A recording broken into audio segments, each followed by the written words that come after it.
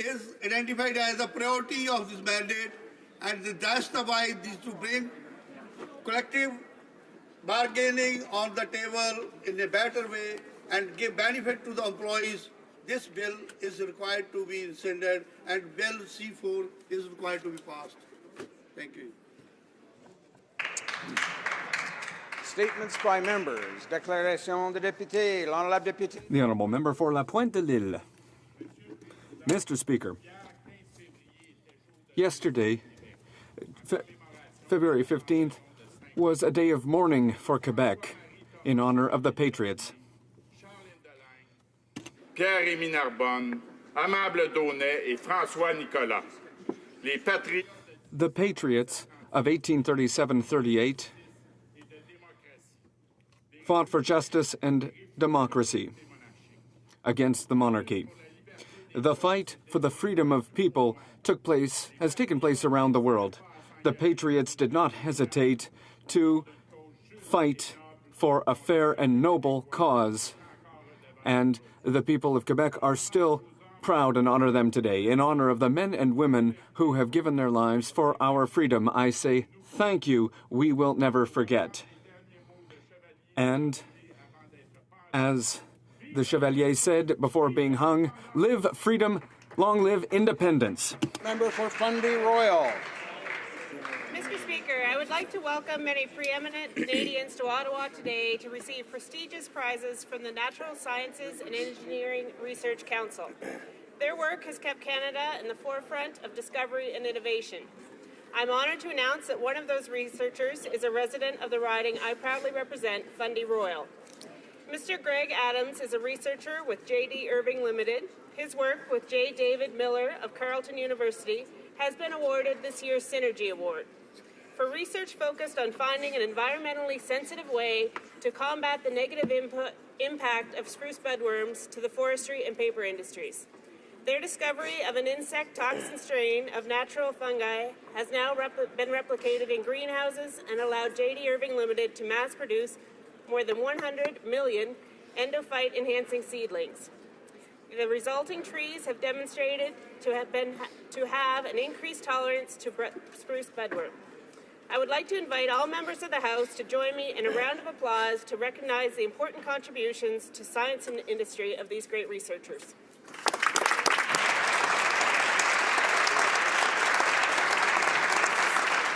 The Honourable Member for Calgary-Shepherd.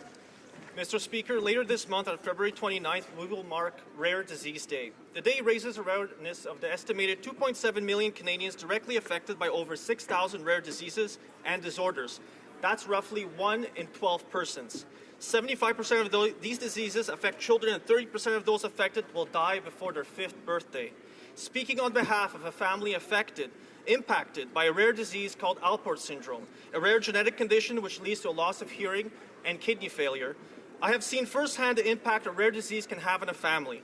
I know the helplessness and financial hardship a parent feels when facing an incurable condition affecting their child. I want to thank the medical professionals and researchers who every day assist those affected by rare diseases and disorders. On February 29th, I invite all members to join me in making their voices heard, joining the parents and families affected by rare diseases and having their voices heard. Thank you, Mr. Speaker. The Honourable Member for Calgary Skyview. Thank you, Mr. Speaker. Mr. Speaker, I have been in Alberta over 45 years. I have experienced the boom and bust cycles of Alberta economy. I lived through the 1981 recession. My family and I lost everything. It took over 2 decades to rebuild. No family should have to go through these circumstances again. But here we are with over 100,000 job losses. Our Prime Minister and Minister of Natural Resources know very well that Alberta energy resources are essential to our nation's economic prosperity. That's why they recently visited Alberta to consult with the provincial leaders and the energy sector. As we do not control the price of oil internationally, we know it is important to get our sources to tidewater. I stand with my Alberta colleagues as a champion to get our sources to tidewater. But we need to be responsible about our actions. I cannot agree to do the same things that did not benefit our sources sector for the past 10 years. Our government is committed to doing things differently to ensure prosperity for all Canadians. Thank you, Mr. Speaker.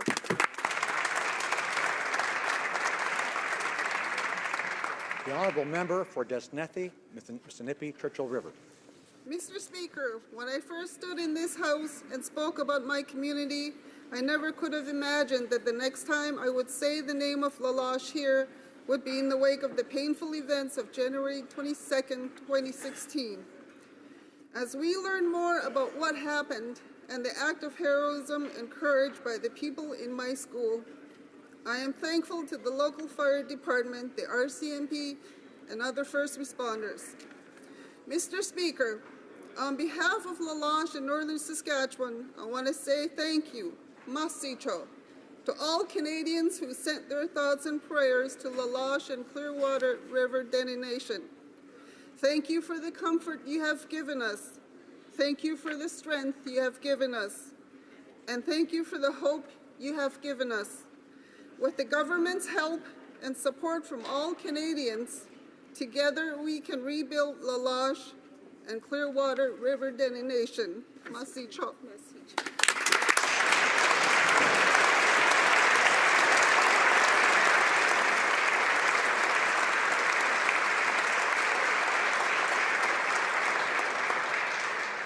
The honourable member for Vancouver Quadra. Thank you, Mr. Speaker. I would like to recognize the presence in the House of many preeminent Canadians who are this year's recipients of Canada's Top Researchers Awards. It's my honour to recognize a Vancouver Quadra constituent, Dr. Curtis Burlingett from the University of British Columbia, who is receiving the EWR Stacey Memorial Fellowship Award. Curtis's work truly represents the next generation of discoverers and innovators. He's working at the nano scale to design new materials for next-generation solar cells that turn sunlight into electricity efficiently and cost-effectively. This kind of innovation is exactly what our country needs to power the transition to a clean energy economy and help meet Canada's climate and economic goals. I would like to invite all members of this House to join me in a round of applause to recognize Dr. Burlingett's important contributions and those of all the award winners.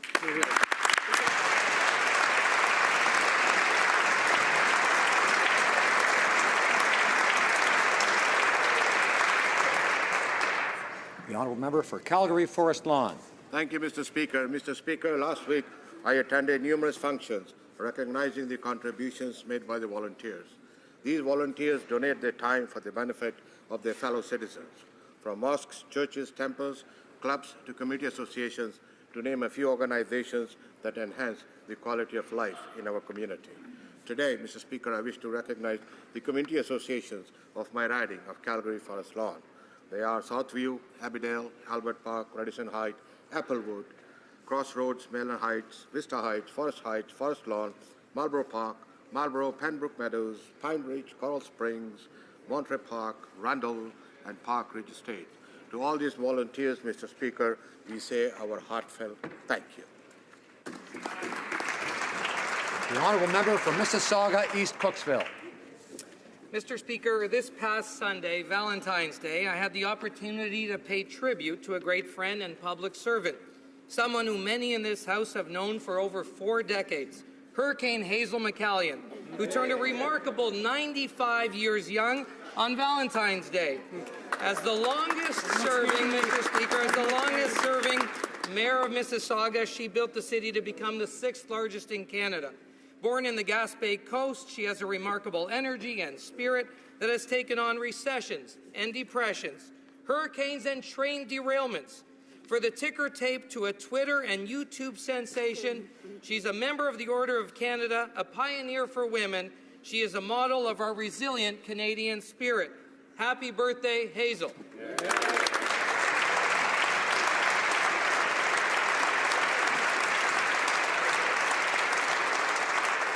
The honourable member for West Nova. Thank you, Mr. Speaker. Yesterday marked the 2nd annual Nova Scotia Heritage Day. Heritage Day is an annual reminder of our province's past and an opportunity to honour the remarkable people, places, and events that have contributed to our unique heritage. The 2016 honoree was Joseph Howe, the self-taught owner of the Nova Scotian newspaper, who laid the foundation for the freedom of the press and who brought responsible government to Nova Scotia in 1848 as Premier. Dans mon circonscription de... In my riding of West Nova, we are proud of our heritage. Cultural diversity in our region contributes greatly to the history of our province and country. I want to congratulate Nova Scotians on observing Heritage Day 2016. In the years ahead, I look forward to celebrating many other contributions that have enriched our province and make it such a great place to live. Thank you. The honourable member for Niagara West. Thank you, Mr. Speaker. Last December, I was fortunate to take part in the second Global TB Summit in Cape Town, South Africa. The summit brought together 45 members of Parliament, senators, and representatives from over 30 countries, all dedicated to creating the political will to end tuberculosis in our lifetime. I saw firsthand the incredible work and services being delivered by the passionate healthcare providers. Here in Canada, we often forget that TB is still a problem while new drug-resistant strains have emerged. NGOs like the Global Fund rightly remind us of this reality as they fight to end TB around the world. As a strong partner, Canada should continue to provide the necessary resources to the Global Fund as they enter the new funding cycle. I encourage the Government of Canada to continue its support for excellent NGOs like the Global Fund and to give our fair share to end TB once and for all. Thank you, Mr. Speaker. The honourable member for Winnipeg Centre. Mr. Speaker, it was a great day yesterday, not just because we spent time with family, but because we honored a great Canadian. In Manitoba, this is known as Louis Riel Day. He is not just a Métis hero, but a patriot who believed in the ideals of justice, love, respect, honesty, courage, humility, knowledge, and effort. He was an example to us all Canadians, leading a province into confederation even upon the pain of death and a great personal sacrifice. He believed in a society where no matter your creed, your color, your culture, or religion, that we all have a rightful place in this world. A modern human values. He is a true Canadian hero. He was in his time, though, a traitor, but he is no longer. Hi, hi.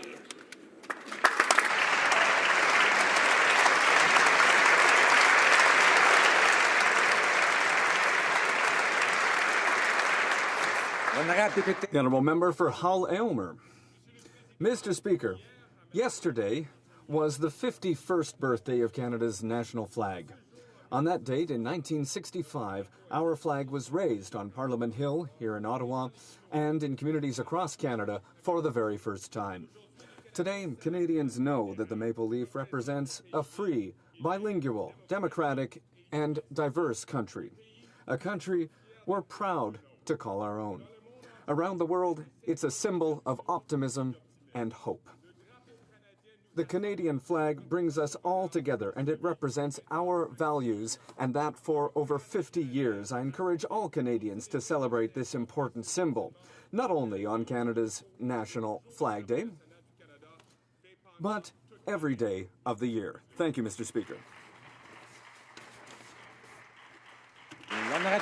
The honourable member for Bellechasse, Les Etchemins-Lévis. Thank you, Mr. Speaker. Like my colleagues have already done, I'd like to highlight the presence today in Ottawa of a number of exceptional Canadian researchers, one of whom is from Bellechasse, Les Etchemins-Lévis, Professor Jean Caron, specialist in precision irrigation. They are the recipients of the prizes of the Natural Sciences and Engineering Research Council of Canada, which highlight excellence in research. These are men and women who make Canada a leader in discovery and innovation. They were chosen by their peers to receive these prizes, particularly the Gerhard Herzberg Gold Medal in Science and Engineering, Canada's equivalent of the Nobel Prize, which was given to Victoria Caspi of McGill University, one of the greatest physicists in the world. I would like to indicate how proud we are of these men and women. Thank you.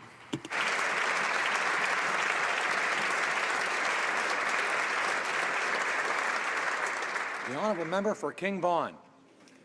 Mr. Speaker, today I rise for the first time in this House to commemorate an important anniversary in Canadian history.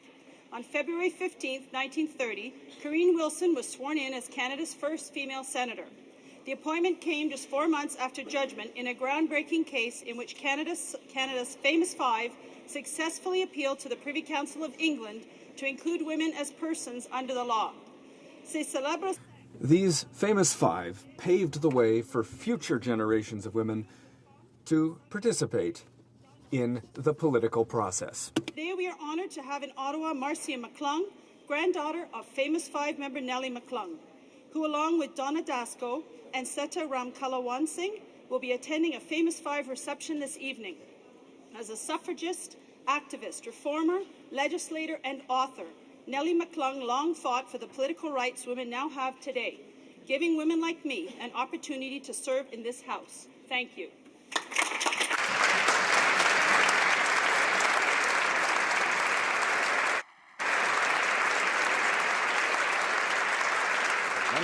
The Honourable Member for Abitibi-Témiscamingue. Mr. Speaker, I wish to offer my condolences to the families and friends of the victims of last weekend's tragic events in the Anishinaabeg community of Lac-Simon in Abitibi. Officer Thierry Leroux, just 26 years old, was killed Saturday night while responding to an incident. It reminds us, sadly, of the risks that our police officers take every day to protect Canadians. All of Quebec is in shock and stands with the community of Lac-Simon and with all northern communities, police services, and the families of those who died on this tragic Saturday. This is a very difficult time. Dagwan, Kaijiseg, Misa, Misawaj, Mashkiwizidan, Kakina, Migwich. Merci.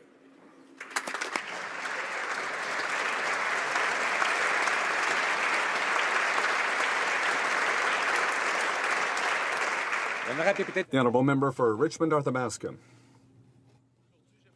Mr. Speaker, today I would like to take a moment in this House to honour Thierry Leroux, a young police officer, 26 years old, who died Saturday in Lac-Simon in Abitibi. This young man, fresh from school, has been called brilliant, a positive leader, friendly, respectful of others, and respected by all. He was passionate about his job and passionate about life in general. Thierry Leroux made the ultimate sacrifice to protect others. As Associate Critic for Public Safety, but especially as a father, I'm sure that all members of this House will join me in offering our sincerest condolences to the friends and families and colleagues of the victims of Mr. Leroux. Thank you.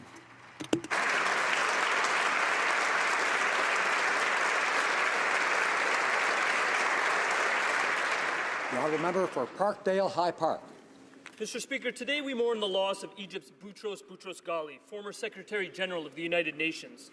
Mr. Boutros-Ghali's storied legacy includes a vision of lasting peace for the Middle East, his role in the negotiation of the 1979 peace treaty between Egypt and Israel.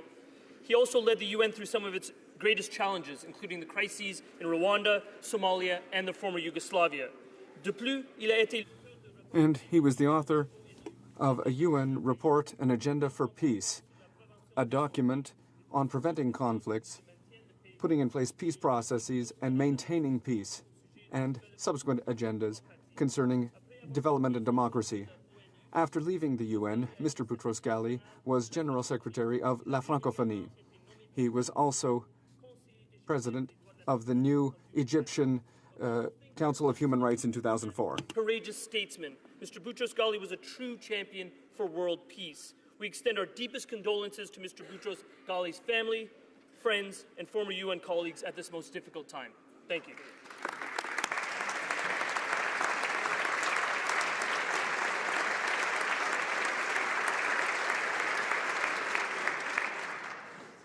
Following discussions among representatives of all parties in the House, I understand there's agreement to observe a moment of silence in reference to the shooting in Lac-Simon in Abitibi, Quebec. I now invite honourable members to rise.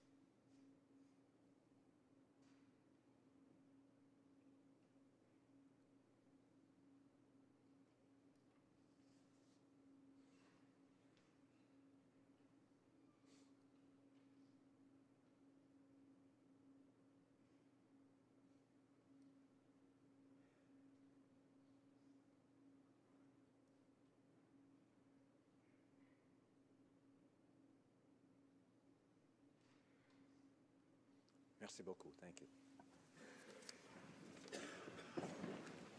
Oral questions, questions orales. Honorable Leader de l'Opposition. Honorable Leader of the Opposition.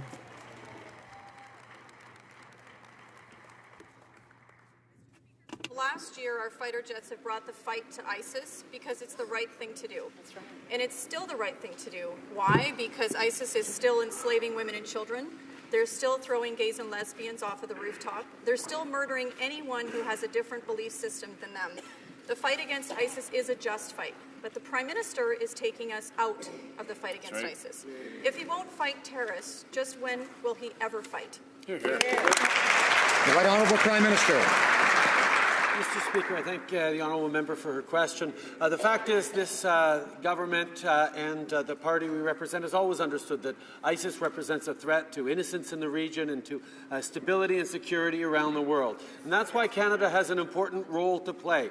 And after we got elected, we spent 3 months consulting with our allies, talking about the best possible way Canada could help in stabilizing the region, about being there robustly and for the long haul. And with a comprehensive and strong plan we put forward last week that highlights the role that Canada can play is exactly what Canadians expect us to do. Honourable Leader of the Opposition. Mr. Speaker, training and diplomacy and humanitarian efforts are important, but they are not fighting. Right. They're not. But of course, the Prime Minister thinks the only reason the Royal Canadian Air Force was fighting ISIS terrorists was because, as he said, Canada was whipping out our CF-18s to see how big they were. He just doesn't get it, Mr. Speaker. In this world, there are times when military action is necessary and fighting is necessary. But he's taken us out of that fight. If he won't fight terrorists, just when will he ever fight? Right Honourable Prime Minister. Mr. Speaker, I'd like to highlight what Colonel Steve Warren, the spokesman for the Operation Inherent Resolve, which is the U.S. version of Operation Impact, said. He said, quote, "We are not going to bomb our way out of this problem, right? It's never going to happen. So we've got enough bombers. But we can't lose sight of the fact that we have to train this Iraqi security force. This Iraqi army needs to be trained. It's one of our primary lines of effort. And as we see nations like the Canadians agree to triple their presence, we find that extraordinarily helpful. Canada is doing what our allies need for us to do."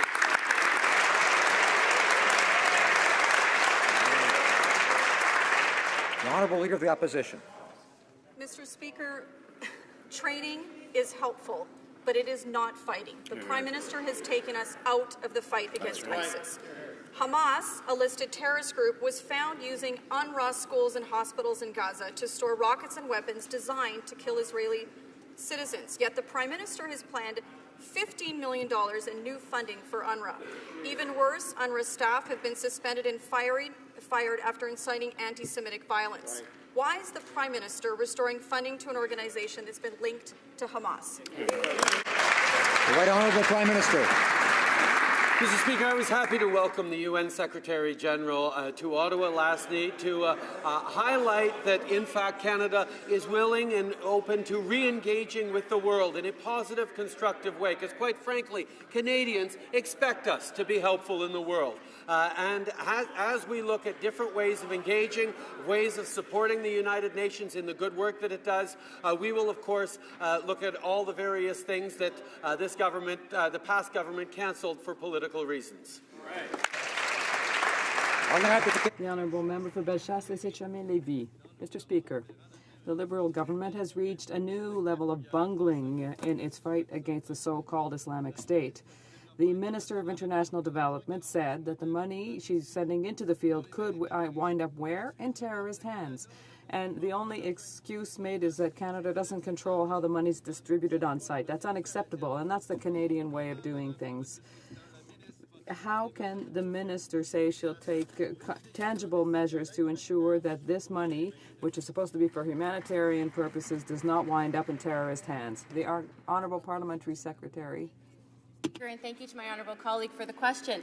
As my honourable colleague well knows, the practice of providing funding for humanitarian assistance is something that continues from the previous government. It is neutral, it is impartial, and we are making sure that the money is going towards civilians who need assistance, as we should do as Canadians in the world. Thank you very much.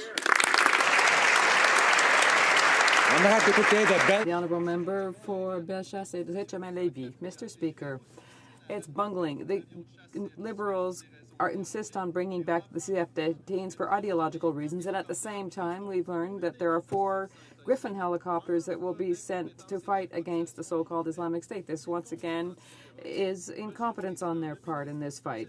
Mr. Speaker, can the minister confirm that the Griffin helicopters are combat ready, or is Canada preparing to send unarmed pilots into a combat zone? Mr. Speaker, I thank the member for the question. The Griffin helicopters are being deployed for the safety of our troops in northern Iraq. They will be used for the transportation of our personnel, and the Griffin helicopters because they provide increased force protection for our brave men and women in uniform. Thank you. The honourable member for Outremont. Speaker, during the election, Canadians were led to believe that under a Liberal government, the mission in Iraq and Syria would be scaled back, and that Canada would no longer participate in a combat mission. However, General Vance said that with the Liberals' new mission, the lives of the men and women of the military are actually at greater risk. And then over the weekend, the Defence Minister also admitted that this is indeed an expansion with increased risk. Can the Prime Minister please explain how we can call this a non-combat mission when there is in fact more risk for our troops on the front line? Right Honourable Prime Minister. Mr. Speaker, on the beaches of World War II and the trenches of World War I, Canadians have never shied away from standing up and doing what is right. We are actually... Order. Order. Members will come to order, please. Let's hear the answer to the question. Each going to take our turn. The Honourable Prime Minister has the floor. Canadians have always been willing to step up when the need is there to have a positive impact in the world, and we will continue to do so. That is why our mission against ISIL, which will involve more robust training and engagement, is an important part of Canada's role, and our troops will always have the capacity to defend themselves when fired upon. The honourable member for Outremont. Missions. Which is it? Is it a combat mission? Absolutely. Yes or no?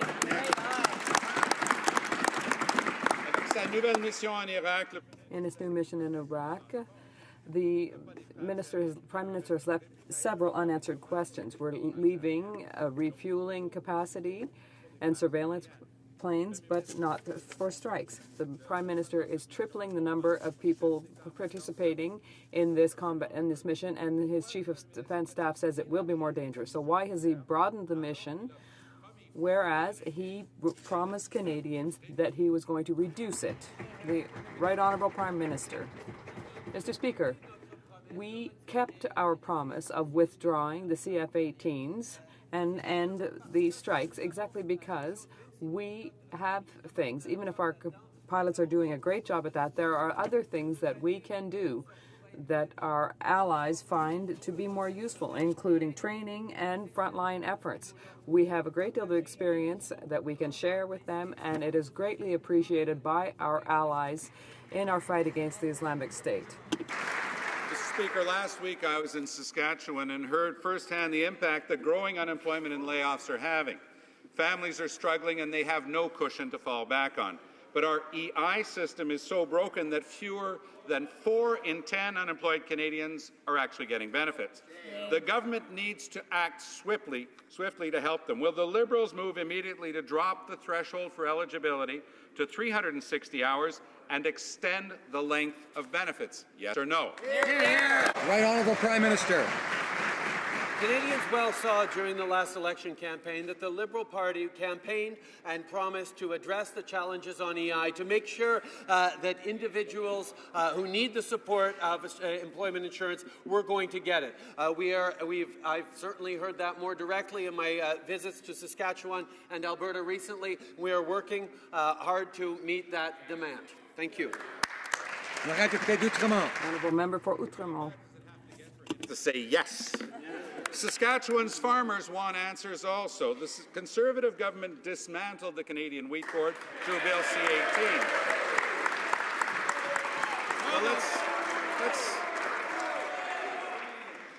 Well, Let's see if they applaud after this. The Canadian Wheat Board Alliance tells us the loss of the single desk system has meant a whopping $6.5 billion shortfall for grain farmers in just the past 2 years. Last week, farmers pressed a unanimous resolution calling for the restoration of the Canadian Wheat Board. Before the election, the Liberals talked a good game on this issue, but now in government, are they actually going to help farmers and restore the Canadian Wheat Board? Yes or no? The Honourable Minister of Agriculture. Thank you, Mr. Speaker. The commercialisation of the Canadian Wheat Board was completed under the previous government. G3 Canada Limited is now fully independent commercial entity that is operating in a competitive grain handling business with no ties to government. Thank you, Mr. Speaker. The Honourable Member for Selkirk, Interlake, Mr. Speaker, Eastman. The Prime Minister has not given Canadians one single good reason why we should stop bombing ISIS with our fighter jets. Matthew Fisher, a senior foreign correspondent, noted that despite diplomatic niceties, the idea of our allies would be happy to see our CF-18s come home is hogwash. General Vance has said that by tripling the number of special operation forces on the ground increases the risk. Why is the Prime Minister reducing our capabilities, taking us out of the fight against ISIS, and putting our troops at risk? The Honourable Minister of National Defence. Mr. Speaker, I thank the member for the question. Our government is stepping up to the fight. We also know that the defeat of ISIL can only happen on the ground. It cannot be won from the air. By tripling our training capacity, doubling our intelligence, this is exactly the capability that our coalition needs. Thank you. Honourable Member for Selkirk, Interlake, Eastman. Mr. Speaker, it's a non-combat mission, so we're not in the fight. The fact is the Prime Minister is putting our troops at increased risk. Just last December, our CF-18s protected our troops and allies from a major ISIS attack. Right. Instead of leading our CF-18s to protect troops and destroy ISIS, the Prime Minister is sending unarmed Griffin helicopters. Why is the Prime Minister endangering members of the Canadian Armed Forces by withdrawing the CF-18s from the fight against ISIS? Hear, hear. The Honourable Minister of National Defence.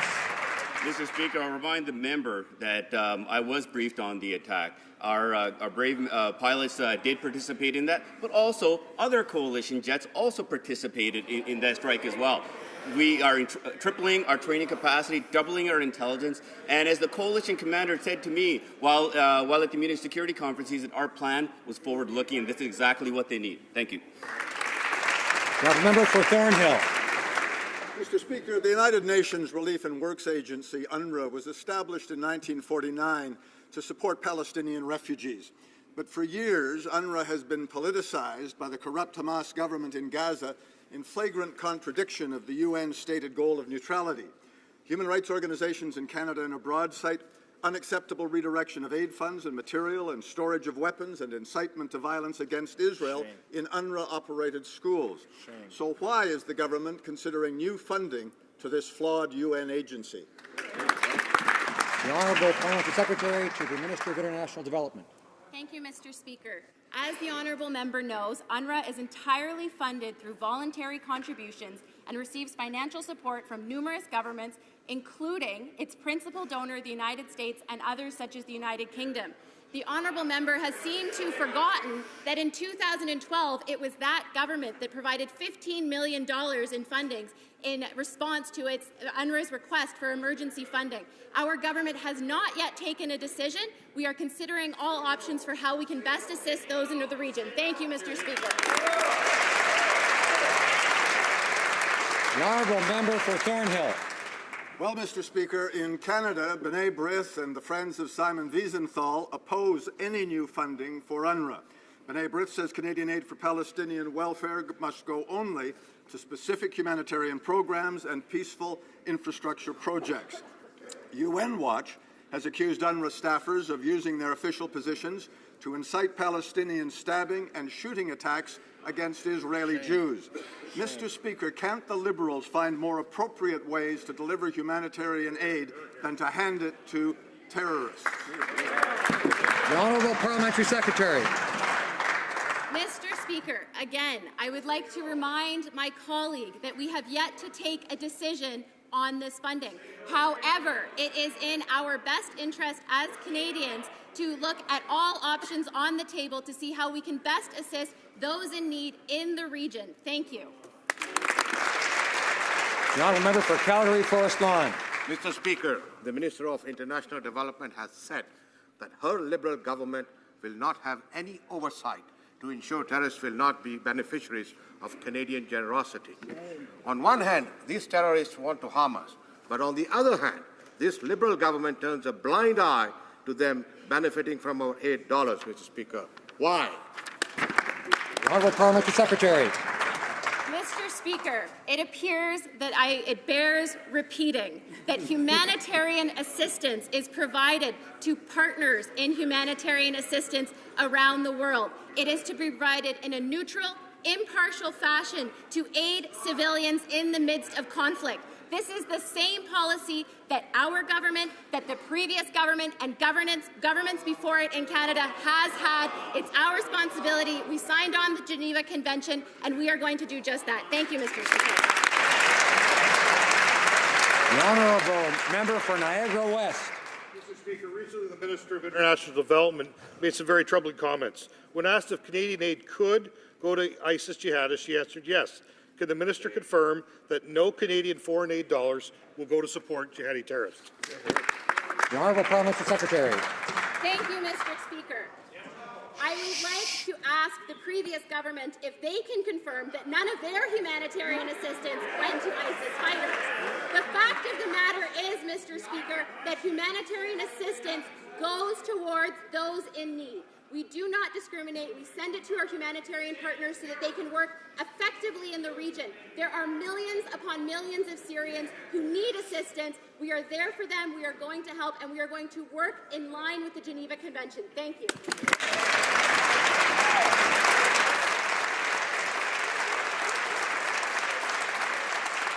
The honourable member for Hamilton Mountain. A new report shows half of all Canadians aged 55 to 64 have no company pension plan, and their average savings are a shocking $3,000. This is further evidence of a retirement security crisis that the Liberals continue to ignore. They promised an immediate boost to the guaranteed income supplement, but left the poor seniors waiting. And they promised federal leadership to increase Canada Pension Plan benefits, but have showed no sign that they even remember making that promise. So will the Finance Minister confirm this year's budget? The Honourable Minister of Finance. Mr. Speaker, I'd like to thank the honourable member for bringing this issue up. Just this past weekend, we worked together with the Government of Ontario to reconfirm their commitment to working together with the federal government in working towards a Canada Pension Plan enhancement. Our goal is to work together with all provinces and territories to get to a Canada Pension Plan enhancement, and our aim is to do that in a collaborative way this calendar year.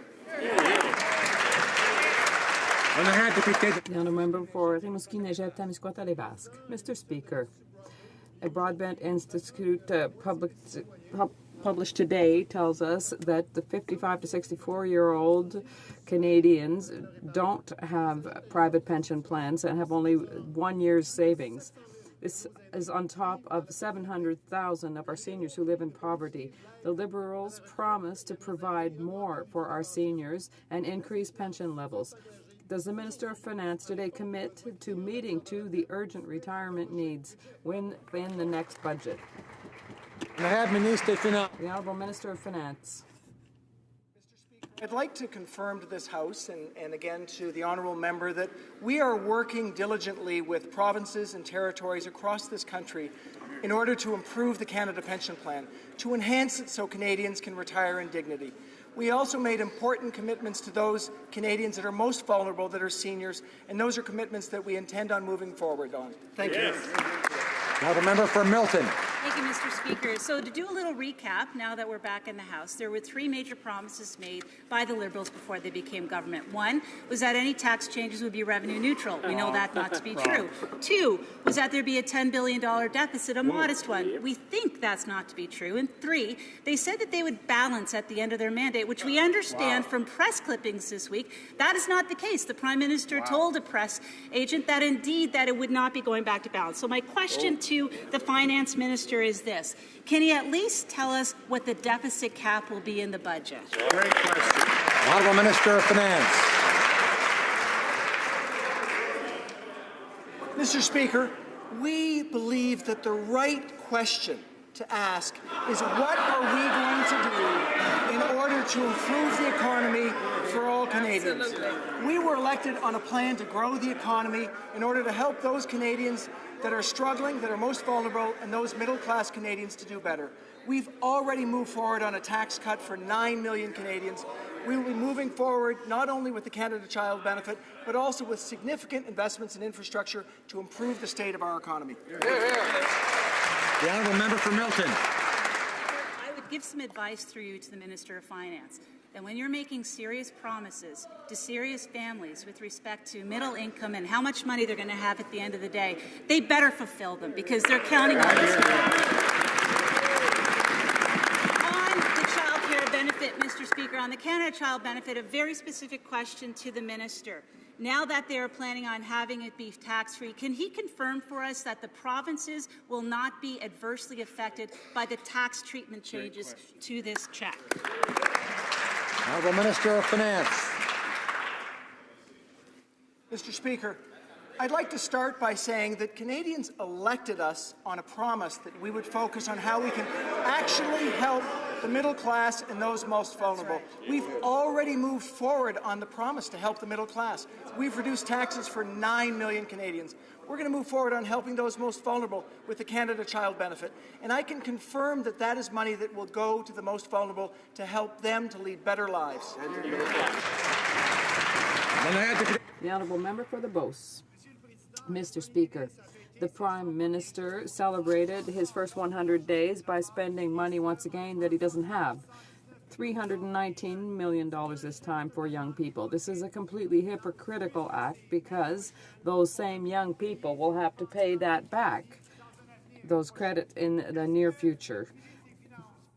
Can the Minister of Finance respect his promise, comply with it, and not indebt future generations, ensure that young people can live according to their means and not put them into debt with future taxes?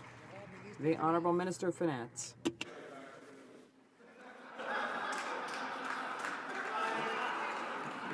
Monsieur le Président.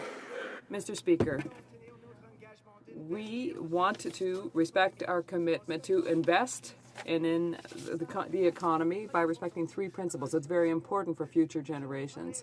We're going to work on the GDP debt ratio. We're going to show discipline in our spending, and we always want to have a balanced budget, but we also recognize that the task will be difficult within this economy.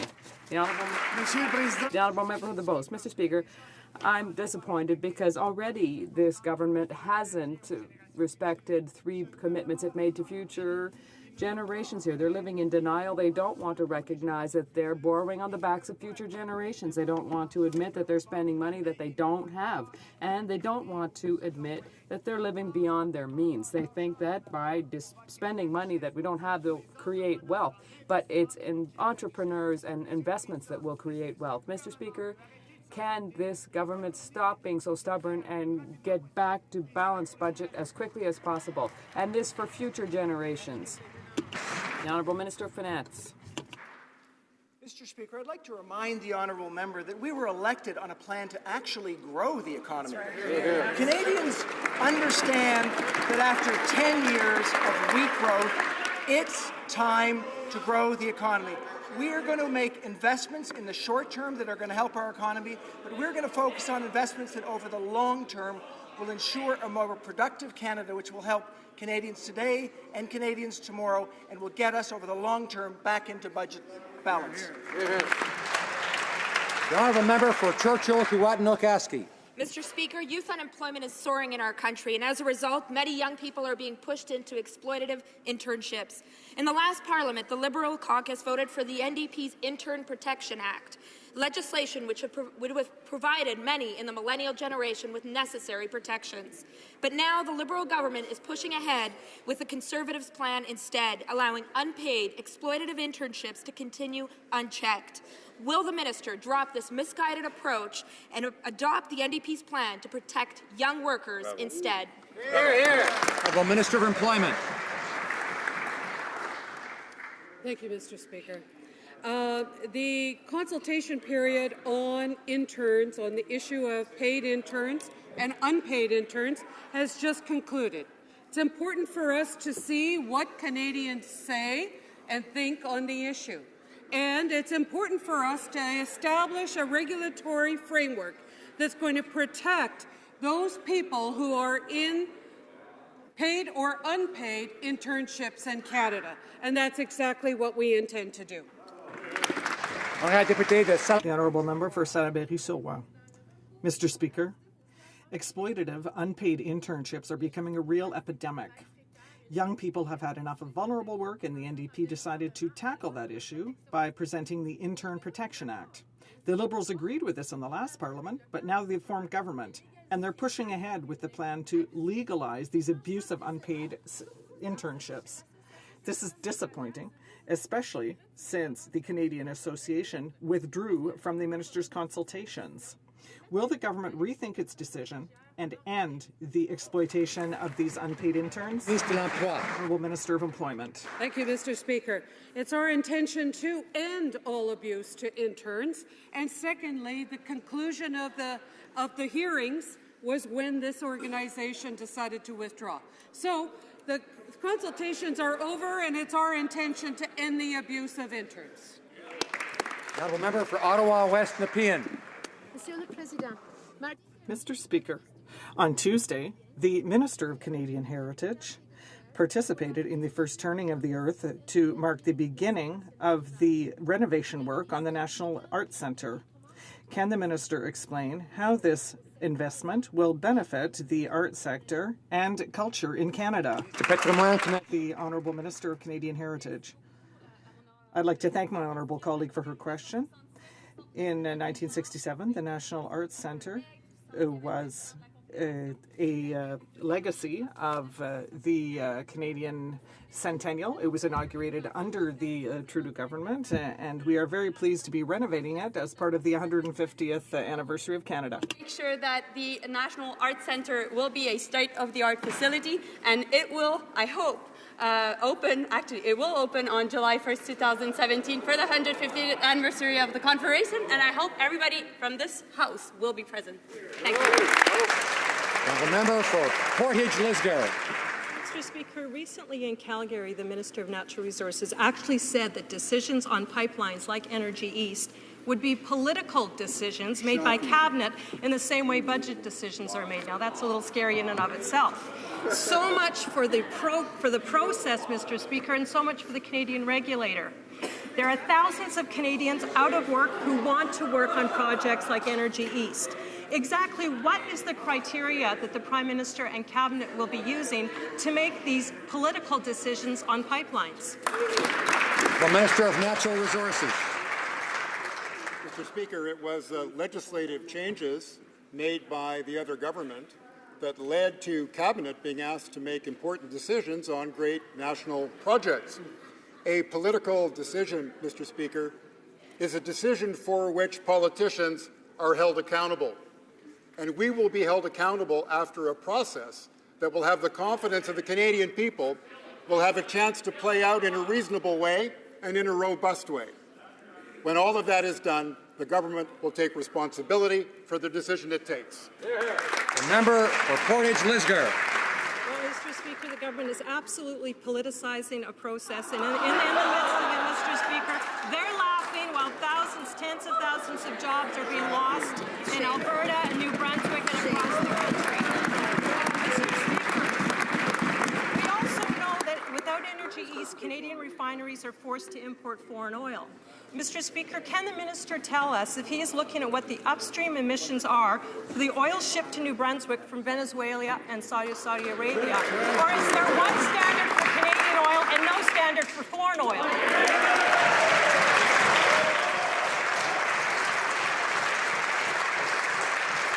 Honourable Minister of Natural Resources. Mr. Speaker, we announced several weeks ago a new process that will lead to a better regulatory process for Canada. And we know from experience over the last 5 and 6 years that that process has not carried the support of Canadians, and therefore no projects have actually come to fruition since 2011, Mr. Speaker. We are not going to repeat a failed process. We're going to introduce a new one that has a better chance of holding the confidence of the Canadian people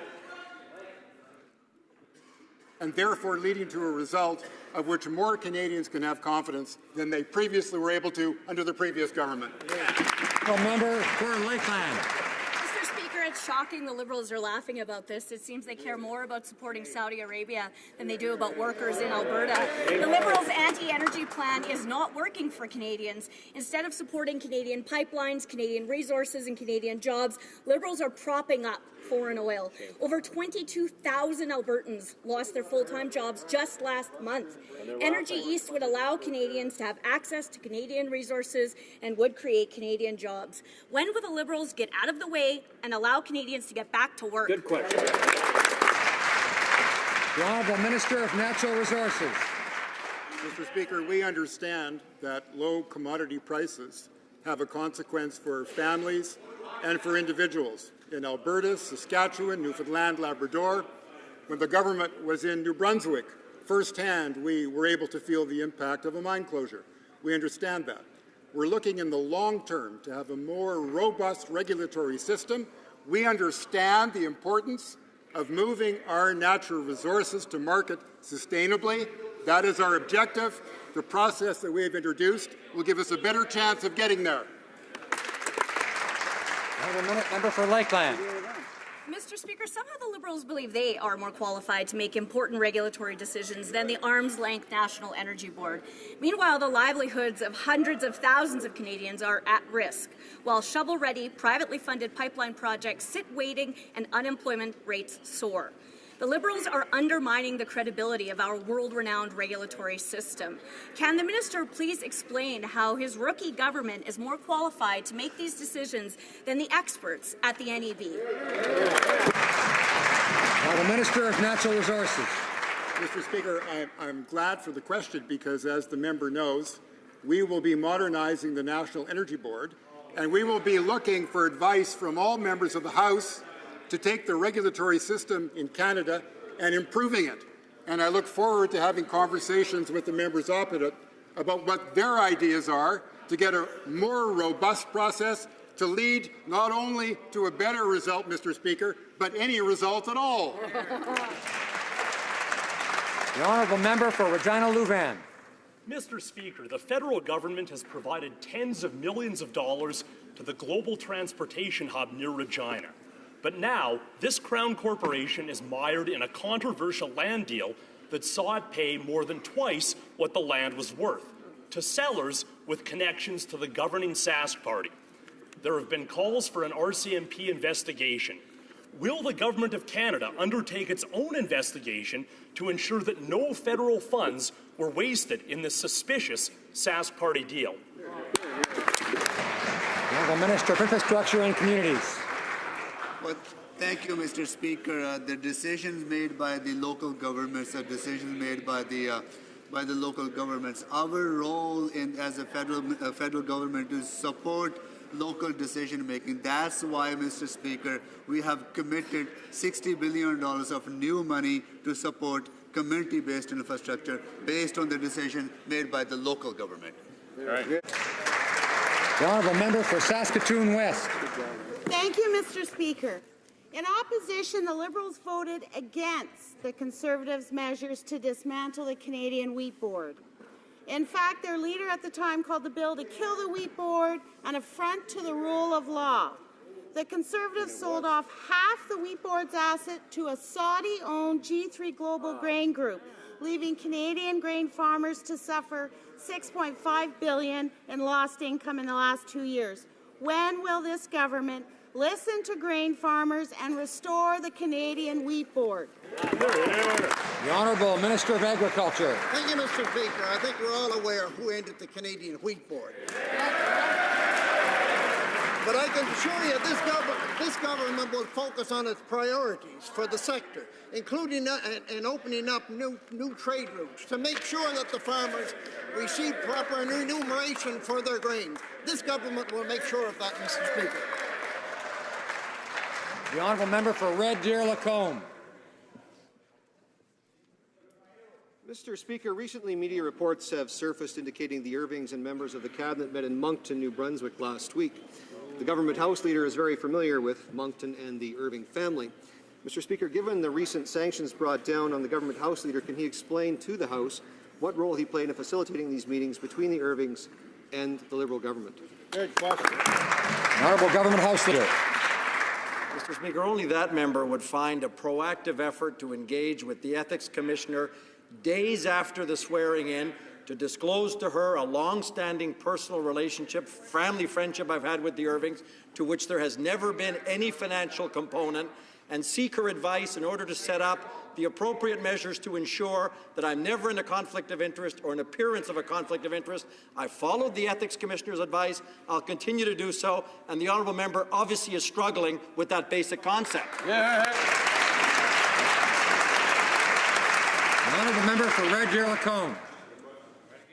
Mr. Speaker, that was not an answer. Since the Liberals have been in office, the House Leader has been tied to questionable fundraising practices.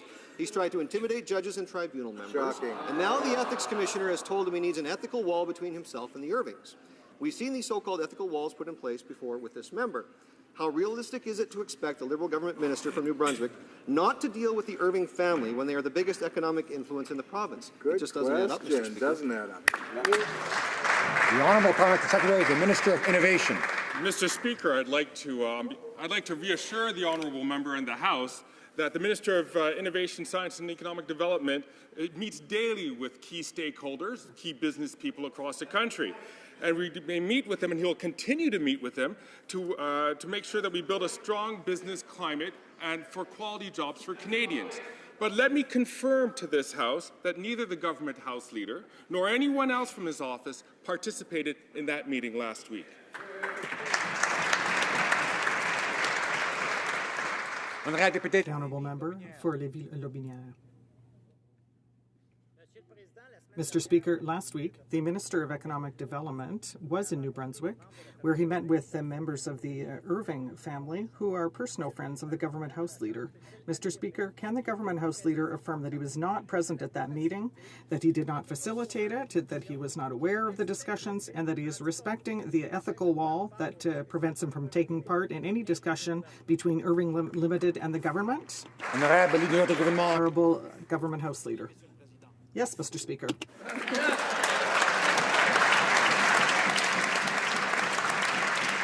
Honourable Member for Cloverdale, Langley City. Mr. Speaker, I worked in Parks Canada for over 3 decades, where I managed the National Historic Sites program in my region. I worked with communities to recognize persons, places, and events that have profound importance to Canadians. Under the previous government, this program was neglected and caused a huge backlog in designations. Would the Minister of Environment tell me what her plan is to deal with this issue?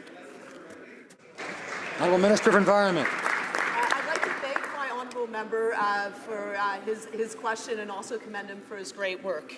The government was proud yesterday to announce 38 historic designations of people, places, and events. This will allow us to establish a link between our common history and the spirit of Canadians. Our government pledges to consider all recommendations of designations in a timely fashion. We will work with communities across Canada to offer Canadians the opportunity to rally around our united history. For Dauphin Swan River, Neepawa. Mr. Speaker, in December I asked the Environment Minister why she chose to violate Section 36 of the Fisheries Act and allow Montreal to dump 8 billion litres of sewage into the St. Lawrence. The government had no answer. A consultant's report described this discharge, but it was clearly not a formal environmental assessment. And Environment Canada's disclaimer said in this report, quote, these results might not reflect the Department of the Environment's views. The Liberals are always claiming the moral high ground on the environment. So why did the minister authorize this illegal discharge of this toxic material in violation of Section 36 of the Fisheries Act? The Honourable Minister of Environment. Merci, Monsieur. Thank you, Mr. Speaker. I am very pleased to see that the City of Montreal was able to limit the impact of this dump. It pledged to respect the conditions in the ministerial decree of November 2015, and this will include increased oversight of the quality of the water in the St. Lawrence River, and it will transmit the data to my department. Thank you, Mr. Speaker. The Honourable Member for Hochelaga. Today, that child homelessness has jumped 50% in the last decade. 1 in every 7 users of homeless shelters is a child. Those numbers are heartbreaking and demand urgent action now. Il faut agir en amont. We must act immediately and invest in social housing and in a national strategy to fight poverty. We cannot allow this situation to get worse, but the government is still being vague about its intentions. What is it waiting for in order to invest in social housing and prevent homelessness among young people? Honourable Minister of Social Development. I'd like to thank my honourable colleague, Mr. Speaker, for her question. I share with her the belief in the importance of investing in social housing. I had the opportunity to meet with a number of partners and players who are concerned about this decision. We are working with the provinces and the municipalities, and I urge her to follow what is going to happen in the coming weeks. Northwest Territories. Mr. Speaker, Statistics Canada revision to territorial formula funding in December had people in my riding of Northwest Territories, as well as the people in Yukon and Nunavut, worried about their territorial government's ability to plan ahead for the 2016-17 fiscal year. The Minister of Finance pledged to identify options for addressing the impact of the recent data revisions on territorial financing planning. Would the Minister please update the House on what progress has been made on this file? Thank you. Well done. The Honourable Minister of Finance. Mr. Speaker, I'd like to thank my honourable colleague, along with my colleagues, the member for Yukon and the Minister for Fisheries and Oceans, for advocating on this issue. Canadians expect their governments to work together. We've collaborated with the 3 territories to make the territorial funding formula more stable and predictable over time. Today, I'm pleased to announce that I'll be introducing an amendment to the formula. It will enable the government to recalculate 2016-2017 payments, which will provide an additional $67 million to the territories compared to the amounts calculated in December. The member for Sherwood Park, Fort Saskatchewan. Mr. Speaker, the Prime Minister is abandoning Ukraine. While he seeks warmer relations with the Putin regime, his government is refusing to support the vital work of the Office of Religious Freedom, which is actively countering Russian-backed human rights violations in the region. I have a simple question for the Minister. Will the Office of Religious Freedom's vital work in eastern Ukraine be allowed to continue after March 31st? The Minister of Foreign Affairs. Mr. Speaker, first I have a strong regard for the competence of the head of this office, and I'm pleased that he's still working with us. Second, we want to protect as much as possible freedom of religion everywhere in the world, and we want to do so in an optimal way, and we are looking at our options. The Honourable Member for Rivière-du-Nord. Mr. Speaker, the recent cases of runaways from the Laval Youth Centre have highlighted the fact that vulnerable young women are being entrapped by pimps and how urgent it is to act. The Bill C-452 was adopted unanimously by Parliament, adopted by the Senate, assented to by the Governor-General, but it is still waiting for the government's order in council to be enacted. It is considered an essential tool to protect our young people against sexual exploitation. Mr. Speaker, will the government sign this order in council and enact the bill to fight the scourge of child prostitution?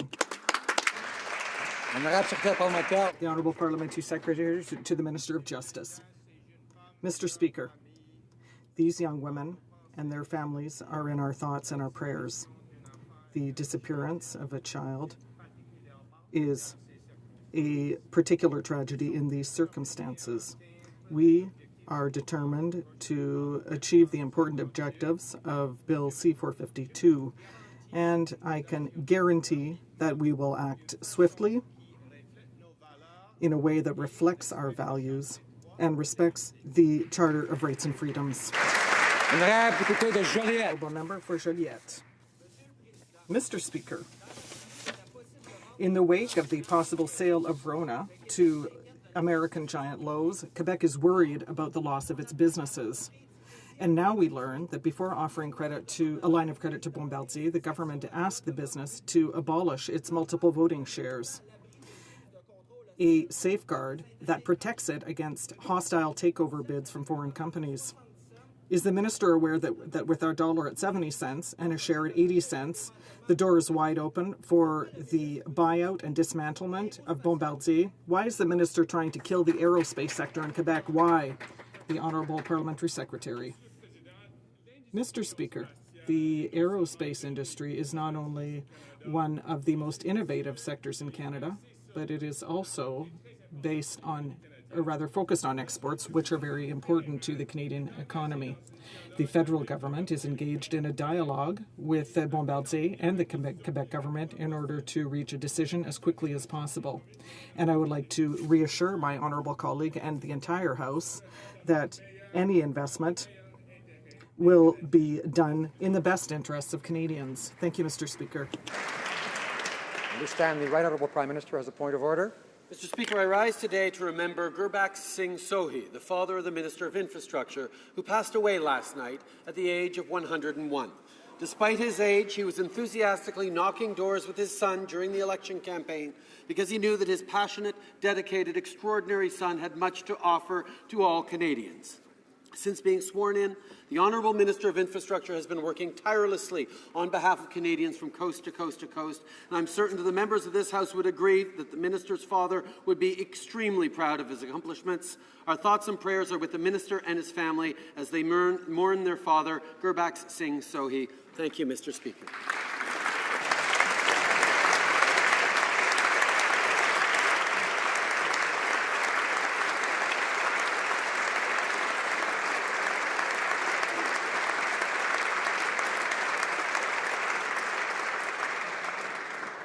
I would like to draw to the attention of honourable members the presence in the gallery of the Honourable Lena Metlich